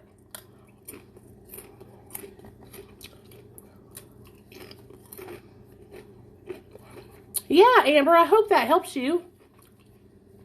Every time I ever hear anybody say, like, I'm not powerless, right? They don't like that.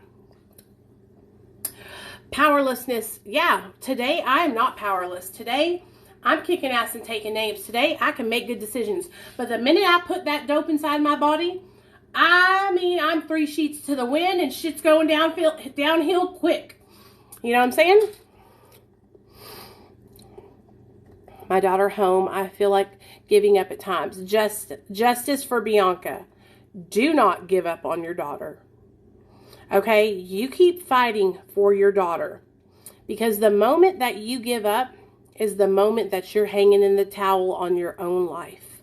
Because if you lose your daughter forever, you're going to have no will to live. And you're just going to let everything go to the wayside.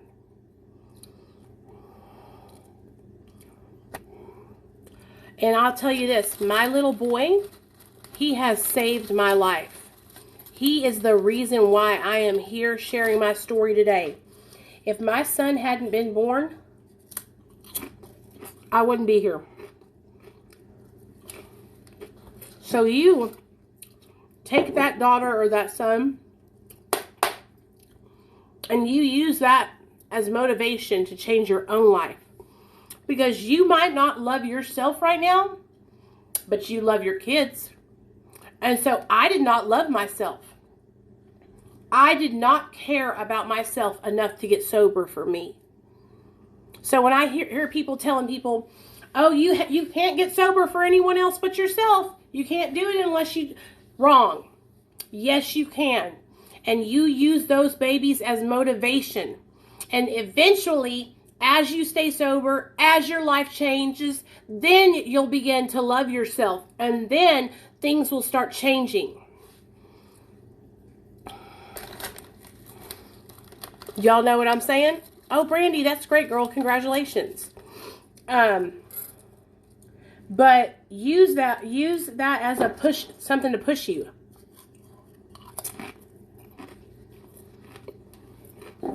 Exactly.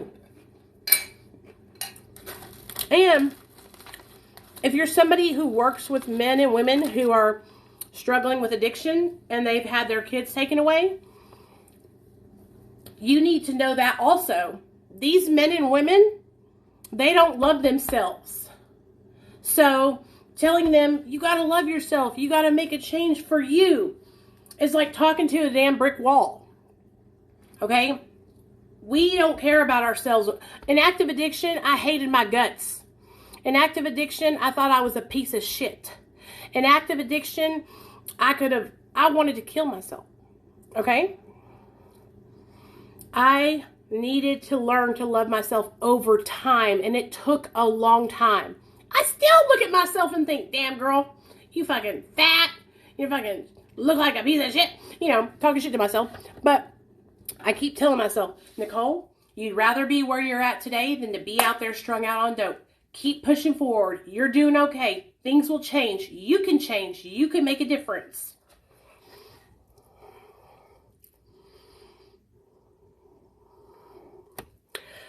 And so that helps me, you know, it helps me a lot, because even in sobriety, I struggle, you guys. Damn, Caitlin, I'm sorry, girl. Caitlin, you just need to really, like, get involved in some support groups for people who have loved ones that are addicts, because you are going to worry yourself to death, sister.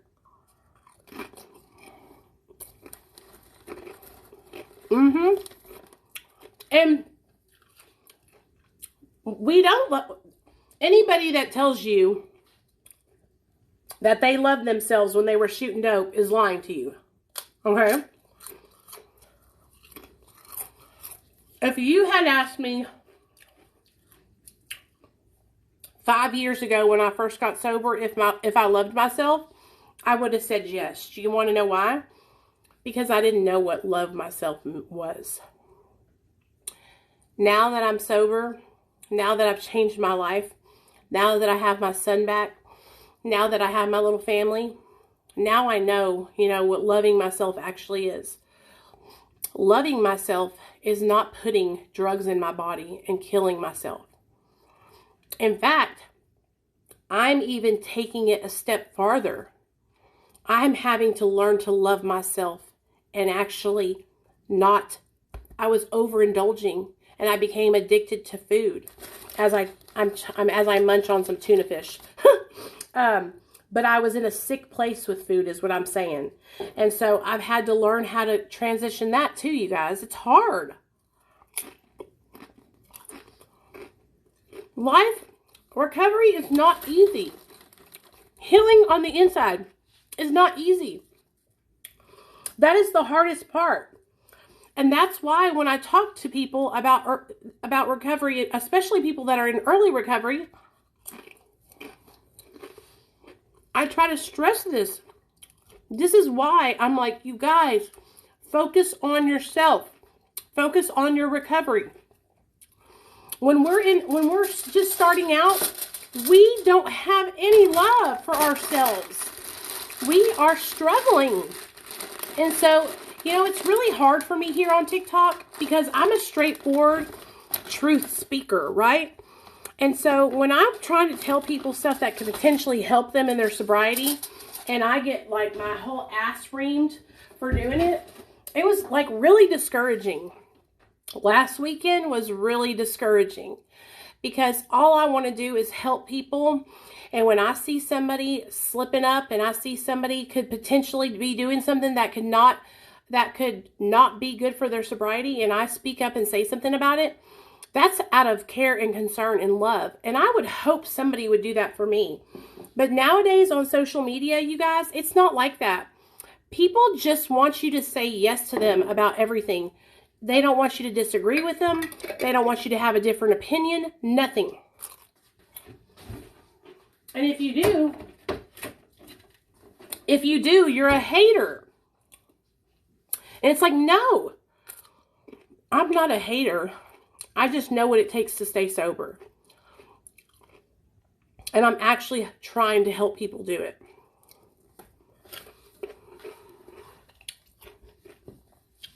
It's discouraging. And it's sad. Because I just want to see people succeed. But you know what? I know that every single one of you guys that are in here can do anything that you put your mind to. Me, I have to motivational speak myself. You know why? Because I get down on myself and I'm like, I'm never going to fucking lose this weight. I'm just going to be fat for the rest of my life. Yada, yada, yada, right? And then I have to remind myself, Nicole, stop talking like that. When you put out that negative shit, that I'm never going to I'm just the negative words. That shit actually manifests in your life. And so that's why we have to say, I am going to achieve this. I am going to lose this weight. I know that I'm beautiful. I know that I'm worthy. And I have to tell myself that all the time, you guys. So I don't want y'all to think, oh, she's just up here on her high horse, just talking it and talking, right? I want y'all to understand. Thank you, Krista. You are too, girl. I want you guys to hear me out. Like, I am the same way. Everything that I'm saying to you, I'm saying it to myself, you guys. Because I struggle, and I'm human, and I don't think I'm better than anybody. I struggle every single day with just loving myself and being a better person, you guys. It's hard. It's hard. I struggle, but I don't want to lose my life, and I don't want to throw away my sobriety. You know what I'm saying? So, anyway. I told y'all we would be on here for about an hour and a half, almost 2 hours. Let me see. I would love for every single one of you guys to go follow me on YouTube. My YouTube channel is Real Talk Recovery. Also, all of you guys are invited to join the Real Talk Recovery Facebook group. You can just click the link in my bio and scroll all the way down, and you'll see a blue box that says Facebook. Just join that and I'll approve you. I don't know if you guys like supporting people, like in Patreon, but I also have a Patreon on my link. It's literally $2 a month is the lowest tier. So if you guys want to, be a part of my Patreon, I upload videos and stuff in there. It's just, only if you want to. You don't have to, okay? Also, I'm trying to keep you guys notified. Thanks, Blunts. I'm trying to keep you guys notified of Blunts and Christian. Thank y'all so much for helping me in the live tonight. Y'all are amazing. What High Life is great. What did you say? My what?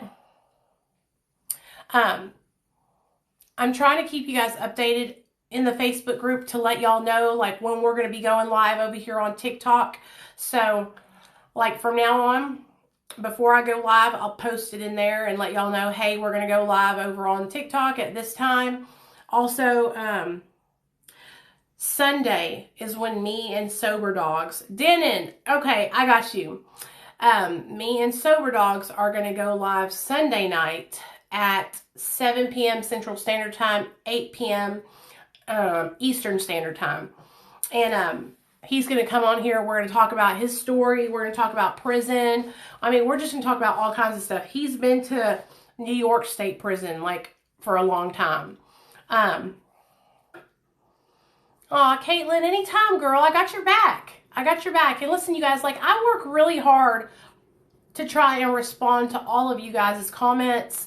I try to text you back when you text me. If it takes me a minute to get back to you, it's not because I didn't see it. It's just because I got so many messages that I'm coming back to, just so you guys know. But I spend hours a day making sure that I reach back out to every one of you guys. And I want to say one more thing. I know a lot of you guys know that I work for Dr. B. And I want to make something really clear because I saw some people like commenting about it. If you reach out to me for help and you are not somebody that needs to go to California to see Dr. B for treatment, I am not going to push you to go to that treatment center. I am going to help you find what you feel is right for you. Also, I get no kind of commission pay. I get no kind of kickback or anything like that for anyone that goes to treatment at Dr. B's treatment center. Okay, I am not somebody that's not happening here. Okay, I get paid my salary, a monthly salary. I get paid at the beginning of the month, just like a regular paycheck. On the first of the month is when I get my paycheck. And Dr. B Addiction Recovery. You can check him out. He's here on YouTube. Just type in Dr. B Addiction Recovery and you'll see his TikTok. He's an addiction specialist, and he has a treatment center called American Addiction Institute of Mind and Medicine. And we also have the Harm Reduction Institute, and we also have Project Sanctuary, and we also have our medication assisted treatment clinic. And so it's like multiple levels of care.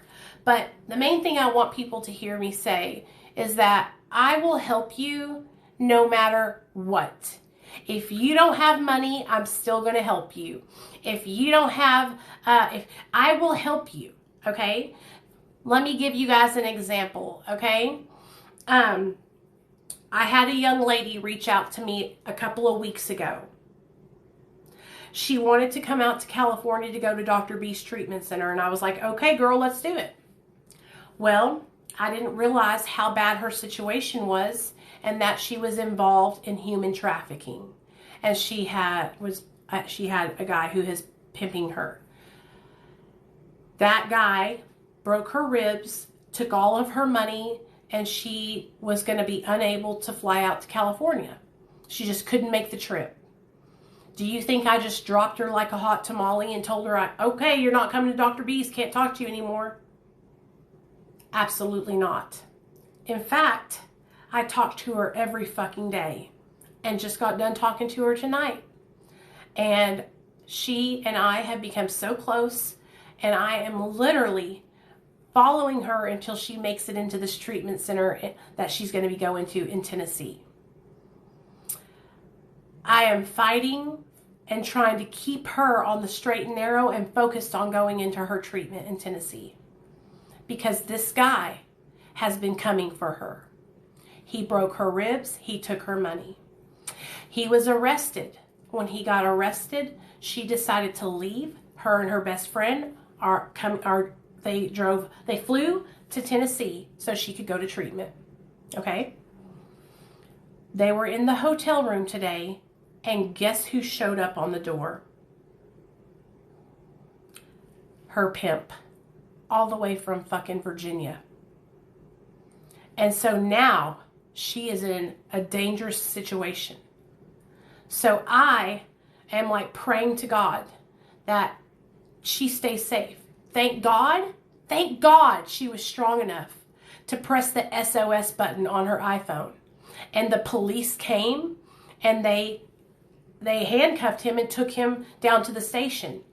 But they couldn't hold him, you guys. And so now she's having to leave that hotel room, and her friend are going somewhere else until she can get into the treatment center Sunday. But I don't have to do that. I don't have to help her. I don't have to stay on the phone with her. But I choose to do that. I want to do that. I would do that for anyone. Okay? That is the person that I am. I'm not a person who just uses people. I'm not a person who, if you can't go to the treatment center I work for, I'm done with you. That's not what I'm about. I work my ass off every single day to help people with resources all over the country. Oh, this is a young lady that I was working with to help her get into treatment. Hey, thanks you guys. Thanks, Bonta and Jennifer.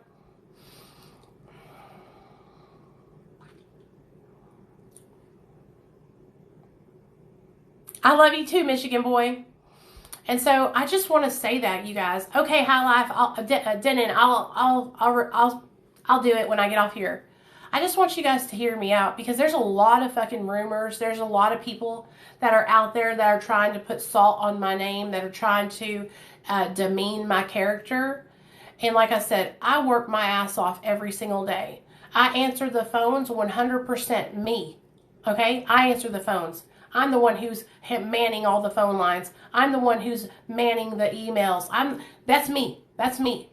And the reason why I got the job that I have working for Dr. B is because of how much I care to help people.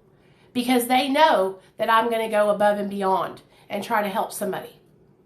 And that's why they hired me. Just like I told you guys in my regular jobs, I just do too much. Back in the day when I was in active addiction, I was just working my ass off. when I was in my addiction, I would get high just too much. It's the same thing. I put so much of myself into my job that I take time away from my family to make sure that I am making sure people are making it and they're getting into treatment and they have resources and they have somebody they can talk to. You know, I don't just send people on their way because they can't come to the treatment center that I work at. Okay, I don't do that. That's not how I operate, you know? And so I just wanted to put that out there, because just because someone works in the recovery field and they work for a certain center doesn't mean they don't care about people. It doesn't mean that they don't want to help people. And it doesn't mean that they aren't helping people. You know what I mean? Now listen, I'm not a huge influencer. I don't have millions of people following me, but I have about 60,000. And I'll tell you this, right now at the 60,000 mark, I'm barely able to make sure that I get back to everybody, but I'm doing my best. And if it gets beyond that, then I will have to have help. You know what I'm saying? But I really want you, hey Ashley, I really want you guys to understand that. Like, I work so hard to make sure that I give resources and help to every person, no matter what their financial situation is, no matter what treatment center that they choose to go to. And I don't want to hurt or harm anyone. I am here to help everyone. Okay?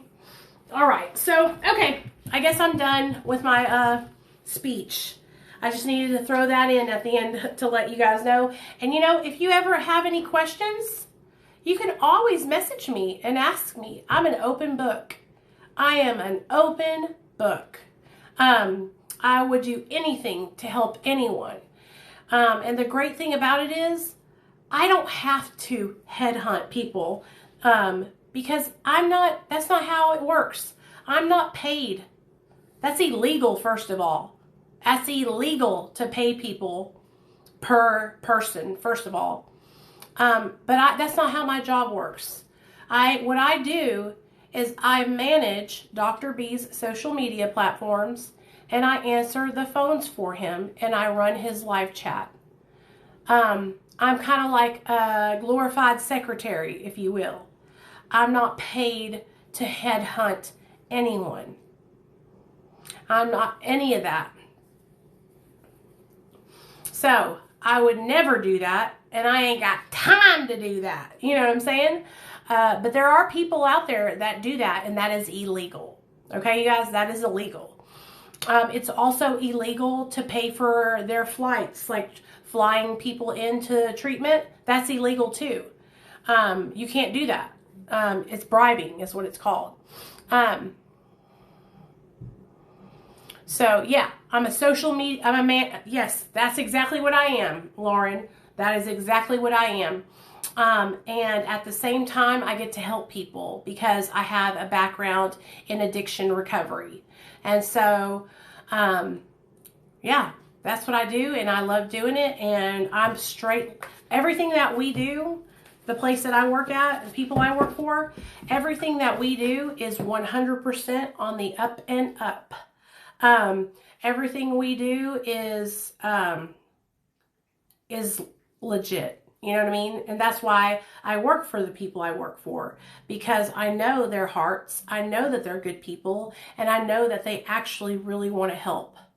And that's why, before I started working where I work, I made sure I did my research, you know, I made sure I found out, you know, Dr. B does a lot of work, nonprofit work. We have, like I said, we have the Harm Reduction Institute, which if you guys have never got to be somewhere and see how harm reduction works, it's amazing, amazing.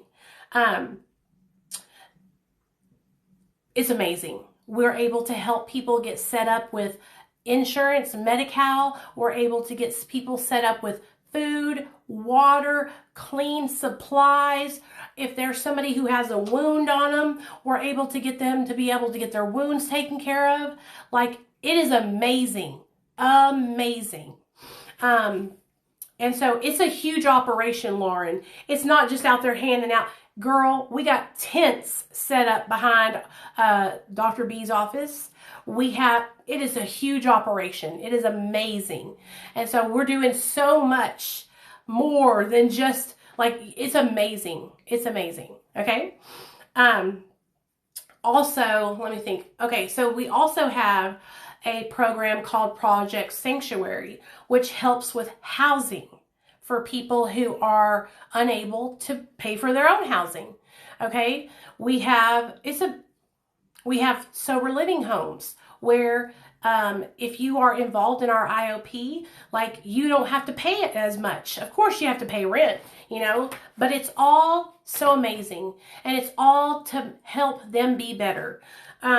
Also, like, it's just awesome. Dr. B's Treatment Center, just for anybody that doesn't know, is an intensive outpatient treatment center. So it's not a 30-day residential, because we don't believe in 30 days. We believe that every person is different, and we believe in evidence-based treatment. We believe in science. And so it could take 60 days. It could take 90 days. It could take 4 months. I mean, every person's different until they can get stable. You know what I mean? And so that's another reason why I love working where I work, because we're not just filtering people through every 30 days. So yeah, that's why I love it. Hey, thanks, Angie. I appreciate you. Thank you, Missy. Missy, when I put my video up about going live, I seen you. You were like, I'm going to be there. And I was like, hell yeah. Yeah, and so that's why I love working for Dr. B, because I believe in his process and what he does 100,000 million%. And so a lot of people don't understand that. A lot of these kids that work for treatment centers, they don't even know the place they're working for. You know, I know who I'm working for. I know Dr. B. You know what I mean? Like, I know him. I know my other boss, Dr. G. I know my other boss, Austin. Like, we've all known each other for years. And so I'm not just starting out and, like, you know, just doing half-ass shit. Like, this is a real deal. And so that's why I love Dr. B, because like I said, science, you guys, science. If you need help, we're not going to tell you, oh yeah, you'll be fine after 30 days, because, you know, it takes so much longer to help somebody that struggles with addiction. 30 days? Lordy, honey, that's just the tip of the iceberg. We're just getting started with you. So anyways, I just wanted to share a little bit of that with you guys at the end. I'm going to get off here, and I am going to upload this video to YouTube. So if you missed it and didn't get to hear the whole story time, it'll be up on YouTube later on tonight. And then tomorrow night, what's tomorrow night? Today's Friday, right? Tomorrow's Saturday. Tomorrow night, we'll be back on here tomorrow night, same time, 7:30 p.m. Central Standard Time. Oh, Missy, anytime. I'm so glad that I can be here for you guys. And listen, if you guys, like, love me and you love hanging out with me, and you know, you just love being a part of the groups and you love being here, like I said, click the link in the bio, join the Facebook group, join the Patreon, just join all the stuff that I do, because it's fun and you'll like it. Oh yeah, Tracy, we just got done, girl. I'm about to upload this video on YouTube, though, so if you missed the story time, don't worry, it'll be up on YouTube in about 30 minutes on Real Talk Recovery, the YouTube channel. I would love to have you guys in the Facebook group. I would love to have you guys as patrons. My Patreon it's like more focused on, like, the higher levels, which are like for recovery coaching. But if you just want to support me, you could just join one of the lower levels. Like I said, it's like $2. And then the Facebook group, when you click that link, you'll go to the link, and then you'll go all the way down, and there'll be a big blue box that says the Real Talk Recovery Facebook group. Okay. And if you can't, it should be on there on that link. And if you can't find it, then you just type in Real Talk Recovery with Nichole, and it'll bring up my Facebook group. But there's a link, a blue box, on my link, okay? And, okay, so let me go ahead and put this cover in here. I love you guys.